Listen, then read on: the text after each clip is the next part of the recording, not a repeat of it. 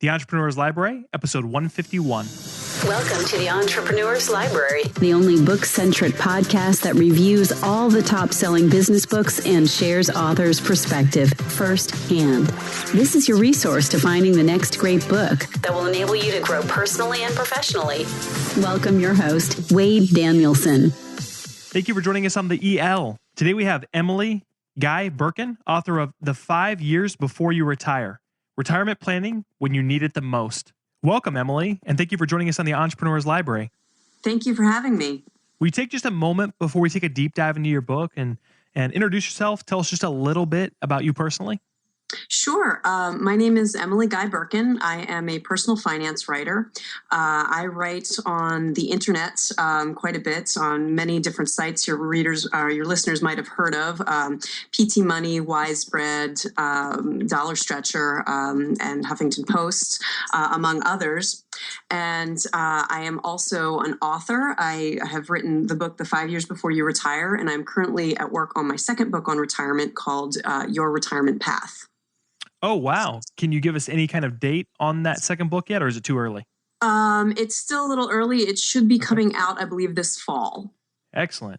Well, that's a perfect time to reference that. Book lovers love to hear about upcoming books, so that's fantastic. So first of all, thank you for sharing that information. And now let's jump right into that book, the first one that you referenced, The 5 Years Before You Retire, Retirement Planning When You Need It the Most. Which was made available for purchase originally back January 1st, 2014. So just came upon its first year anniversary not too long ago. Yes. And Emily, we're going to move quickly, but we're going to cover the top questions that our listener/future reader would like to get answered. And the first one is, what was the inspiration behind writing The 5 Years Before You Retire?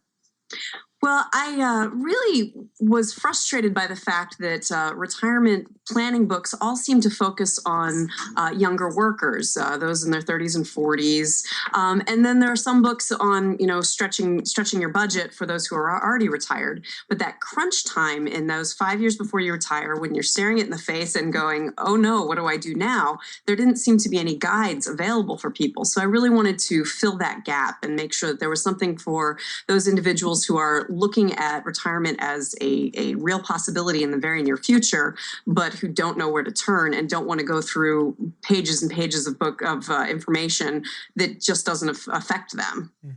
So there are a ton of books that come out every single month and year on retirement in general. So what makes your book different from others regarding the same or similar topic?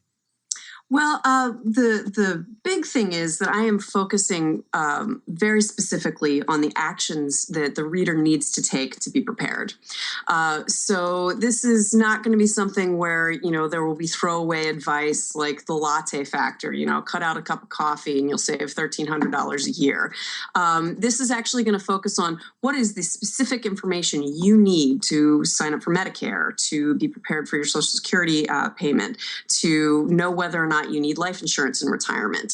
So this is going to answer the very specific questions that pre-retirees have as they're approaching that next portion of their life. Emily, how do you suggest the reader engage with your book? Did you write it to be read from front to back, or can a reader jump in and jump out based on the information that they need at that moment? Well, I wanted the book to be available in either case. For those people who don't necessarily have a background in finance and who are, just now thinking about retirement for the first time, it makes sense to start on the first page and read through to the end. For those people who have been saving for a while and feel like they've got a good handle on some things, I wanted them to be able to be like, you know what, I don't understand how my Social Security benefits will work. So what do I do for that? So I wanted to each chapter to stand alone with the specific advice detailed in that chapter, but I also wanted it to be an excellent resource for anyone who is already at sea. So Emily, now that we know the purpose, the background behind the book, let's take a deep dive into the content itself. So we take the next 5 to 8 minutes and really let our listener know what they can expect to get out of your book? Absolutely, absolutely. I have the book broken up into three parts. And part one is about the nitty gritty of your finances for retirement. Part two, I called The Government Giveth and Taketh Away. And part three is Home, Family, and Other Considerations. So that first part, the nitty gritty of retirement finances, I start by basically helping you figure out how far away you are and how much money you have and how much you might need. I liken saving for retirement to be similar to starting a weight loss journey. The first thing you have to do is know where you are. So if you're starting a weight loss journey, you have to step on the scale. If you're starting a retirement journey, you have to figure out how much money you have and how much you will need. So the first two chapters are all about figuring out what you can count on from things like Social Security and pensions and those things, and how much you will need to live comfortably. And then the second chapter is all about maximizing your saving and your budgeting over the last few years before retirement. One of the things that I want to make clear is that even if you have not been a diligent saver, it is possible to retire. So that's one of the things that I reiterate several times throughout the book is you have control over how much you save, how much you spend, how you budget. And so if you take control of your finances, even if you haven't always done so, you can make a retirement work. So those are the first two chapters. The third chapter is about how to structure your income in retirement. And that was one that I was very interested in making absolutely clear because I have been very frustrated with other retirement books in that they focus so much on saving the money that they don't explain what you need to do in order to access your money in retirement. You might have heard about the 4% withdrawal rule, but not really understand how it works, what it means. You might have heard of the bucket method, although that is a lot less common than the 4% withdrawal rule. And you might have heard of annuities and things like that and not know how they work. So I wanted to go through in the chapter on income and retirement and explain exactly how you can access the nest egg and make sure it's clear what's going to work best for you, depending both on what your nest egg is and on your money personality. Because there are some people who want to pay attention to their money and keep an eye on it like a hawk, and there are some people who just want to have money arrive and not have to think about it. And there's nothing wrong with either of those. You just have to know what your money personality is and figure out what's going to work best for you. The fourth chapter, which is the final one in the nitty-gritty of retirement finances, is on how to find the right financial planner. Now, I'm the daughter of a financial planner, and I have a very rosy view of financial planning, but I also want to make it clear that you need to be your own advocate in finding a financial planner. Just because I believe wholeheartedly in the importance of financial planning does not mean that I don't recognize that there are some shysters out there. So I go through all the different ways you need to, what you need to do to find a financial planner that you can work with and trust, including questions to ask, and most important of which is, how are you compensated? Because a lot of financial planning is commission-based, which is not necessarily bad, but you need to know what to expect. That second part on what the government gives and takes away is what to expect from Social Security, including how to know when the best time to take Social Security is. A lot of people, they hit 62, hit that dinger and think, all right, I can get my benefits now. But your benefits are permanently reduced at that point. So it's good to figure out exactly when would be the best time to take it, particularly if you are married. There are 81 different strategies available to married couples for claiming Social Security. And that's the sort of thing that if you don't know going into it, you could really lose out. After the section on Social Security, I talk about taxes and your retirement income because we tend to think, well, I'm all done with taxes because I'm done with my income. But you have to remember that if you put money away in an IRA or 401k, things were tax deferred. And so you have to know what to expect from your tax burden. Additionally, you can't forget about property taxes, those sorts of things. From there, I talk about what to expect from Medicare. And again, this is something where we have a tendency to think, oh, Medicare just takes care of things. I am automatically enrolled, everything will be fine. But there are a lot of gaps in coverage for Medicare, and the options can be a little overwhelming. So it's a really good idea to know exactly what to expect before getting into retirement. And then finally, I talk about how to plan for healthcare options in retirement, in addition to Medicare, for things like if you retire before age 65, before you're eligible for Medicare, you need to know what your options are. And you also need to know what supplemental options for Medicare there are. The final section for home, family, and other considerations, I talk about what your housing options are in retirement, and that includes everything from staying in your home to moving to a retirement community. I also cover things like reverse mortgages and how that can work, and whether or not that is something that will work for your finances. I talk about the family fortunes, so how your retirement will affect your children, your grandchildren, potentially your elderly parents, and what you need to plan for in terms of your estate, including your will, your living will, power of attorney, those sorts of things. I talk also about creating a budget on a retirement income. It's creating a budget when you're on a fixed income is very, very important, which is why I cover budgeting both before and after retirement. So, but the other important thing about budgeting for retirement is you get to daydream and have some fun thinking about what it is you want from retirement. So then you can budget for it exactly to get the experience you want. And then the last two chapters, I cover common retirement pitfalls. There are 10 possible things that you could do that could really screw up your retirement. Everything from relying on factors outside of your control to overreacting to market volatility, to taking a loan from your 401k, to carrying debt into retirement, to falling for a scam. So I go through what these common pitfalls are and how to avoid them. And then finally, I talk about what to do if you simply don't have enough saved, and what your options are in that situation, and what you can do to position yourself for retirement without having to eat cat food.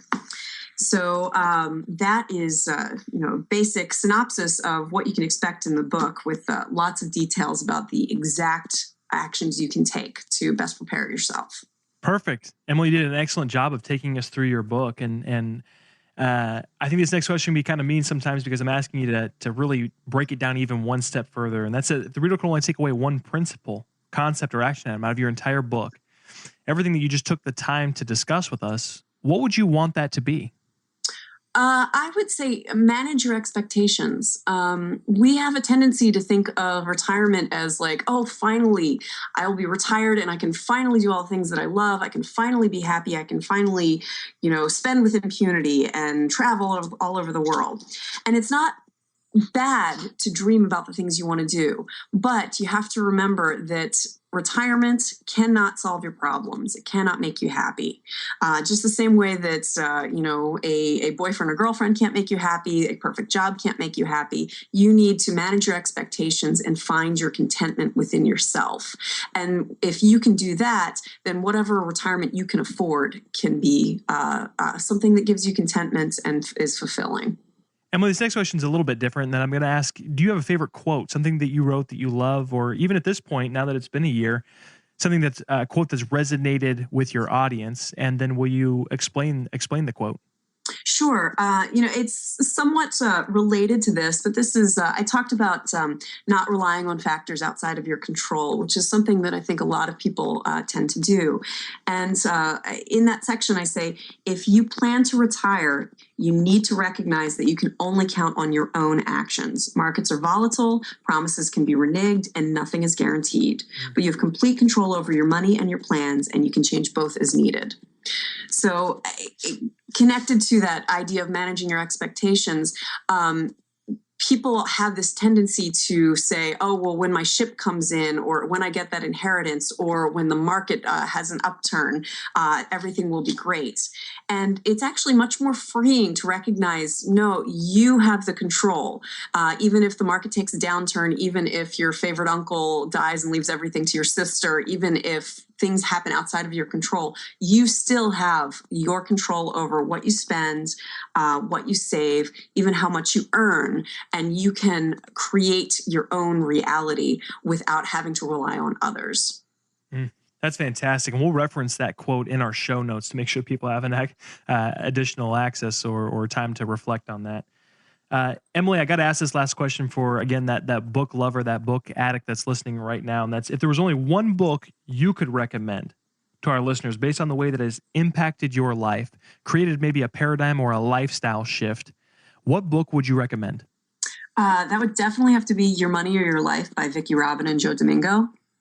That book had really transformed my view of money.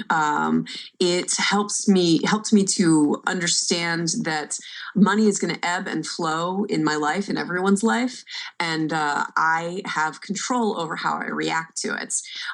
So I would love to become financially independent in the way that Robin and Domingo describe and have done themselves in the book, and it's something that I work towards.